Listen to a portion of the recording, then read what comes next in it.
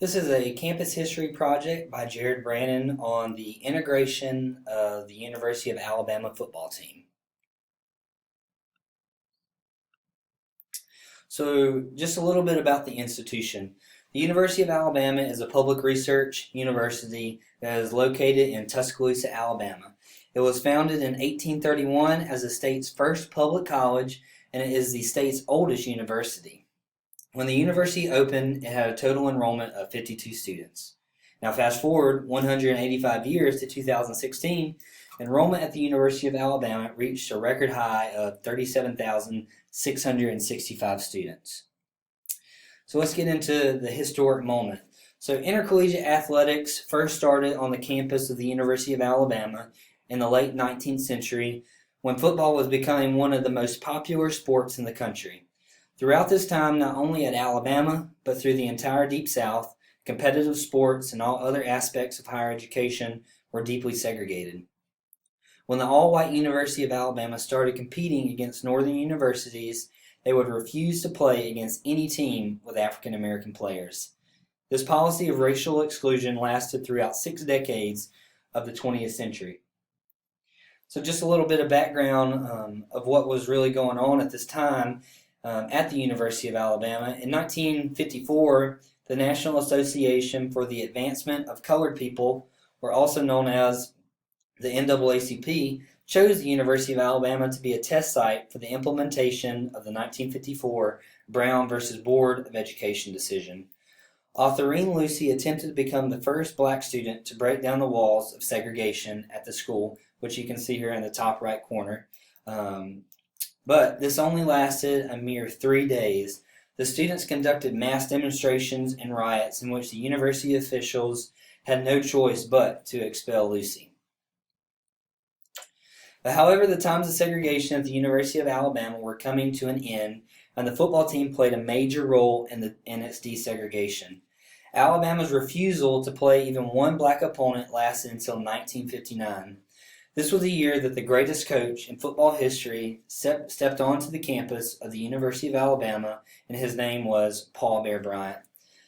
The integration of the football did not happen because of one coach or one game, but the matchup between the University of Southern California and the University of Alabama had an important role in the history of college football. This game marked a turning point in Alabama football history in bringing black players onto the Alabama roster. So integration had been sweeping across the big-time football programs throughout the country, but Alabama was one of the last ones to desegregate. From 1892 and until 1970, the University of Alabama never had any other race beside Caucasians on the team. Many say that Paul Bear Bryant wanted this game to show the Alabama faithful the kind of football roster filled with great athletes, black or white. USC had many African American players on their team, but they had three notable African American players. One was the quarterback Jimmy Jones, and there were two running backs, Sam Cunningham and Clarence Davis. USC ended up beating Alabama very badly, 42-21. After the game, whether Coach Bryant acknowledged the fact that Alabama could use a few players like Sam Cunningham or Jimmy Jones on the team, it didn't really matter. The point had been proven. To win at the highest level, teams needed the best players, and the picking from the white-only talent pool was no longer a realistic option. So what were the outcomes of this historic moment, this historic game? So after the 1970 season, Alabama offered its first scholarship to their first ever African American player in school history. In 1971, the first black player played for Alabama, John Mitchell, a junior college transfer. So after breaking the color barrier after that season at Alabama, he opened the doors for more African American players. By 1973, more than a third of the team's starters were black, and continually more black players were receiving scholarships to Alabama.